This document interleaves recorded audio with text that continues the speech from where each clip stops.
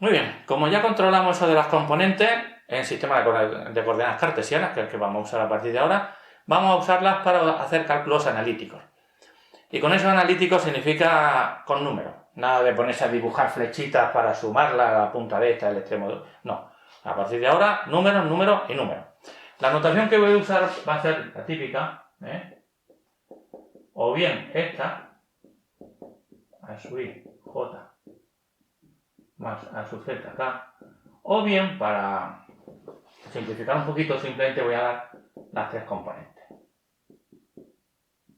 Que B sub x, quito eso aquí, B sub i, y B sub z. Y dale con la B. Creo que me ha apagado el lobby de las B esta tarde. A sub i, a sub z. ¿Vale? Vamos a coger dos vectores, A y B. B va a ser B sub x, B sub i y B sub z. Bien, y a partir de ahí vamos a rehacer las propiedades que hemos visto hasta ahora. Antes de eso va a haber una. El módulo del vector. ¿Vale? Si tenemos nuestro sistema de coordenadas, digamos aquí, supongamos que estuviéramos en el plano. ¿Vale? Esta cantidad es A sub i, esta cantidad es A sub x, este ángulo es el rectángulo.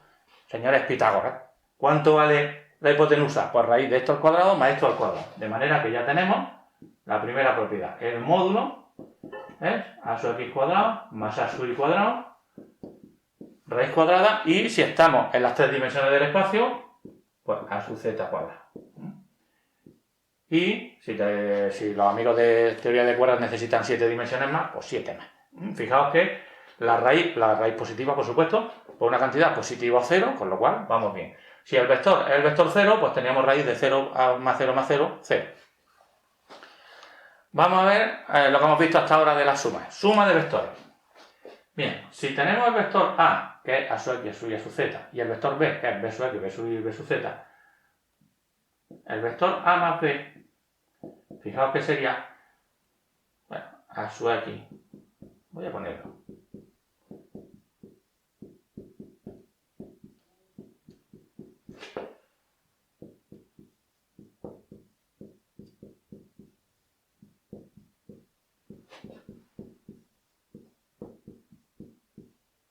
¿Vale?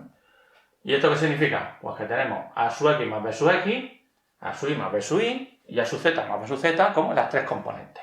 De manera que lo voy a poner así directamente en componentes. A sub x más B sub x, A sub i más B sub i y A sub z más B sub z. ¿Vale? Pues ya está. Estas son las tres componentes del vector suma. La suma de la componente x, la suma de las componentes y, la suma de las componentes z. El vector resta. Pues si B tiene coordenadas o componentes B sub x, B sub y B sub z, el vector menos B pues será menos B sub x menos B sub i menos B sub z. Fijaos que si sumamos este vector con este, ¿qué componentes tendríamos? B sub x menos B sub x, 0. B sub i menos B sub i, 0. B sub z menos B sub z, 0. Es decir, un vector sumado a su opuesto, pues nos da el vector 0, que es lo que tendría que salir. De modo que, si lo que queremos hacer es restarlo, pues sería, vamos a ponerlo por aquí, ya que estamos, A sub x menos B sub x, A sub i menos B sub i, A sub z menos B sub z. Más relaciones. Producto de una escala por un vector. ¿Vale? Pues si tenemos... Vamos a borrar por aquí un poquito.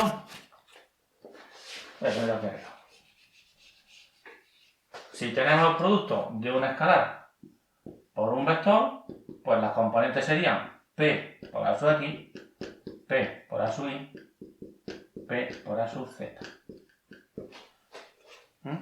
Lo podéis poner así o lo podéis poner como P A sub x vector unitario i, más etcétera, etcétera. Fijaos lo fácil que es. Tan fácil que parece hacer trampa. Bueno, no es hacer trampa, es como es. Por eso el sistema de coordenadas cartesianas es tan útil y está tan extendido. En otros sistemas de coordenadas, incluso una suma sencilla de vectores es muy difícil de hacer, en el sentido de que tú tienes el vector A con componentes en otro sistema de coordenadas, en otra base, el vector B lo mismo. Bien, el vector suma, sus componentes estarán relacionadas con las componentes del vector A y del vector B, pero la relación no es tan sencilla como esta, es muchísimo más complicada. Así que si uno se mete en lío en esos casos, pues porque no hay más remedio. Pero siempre que se pueda evitar, se va uno a lo sencillo.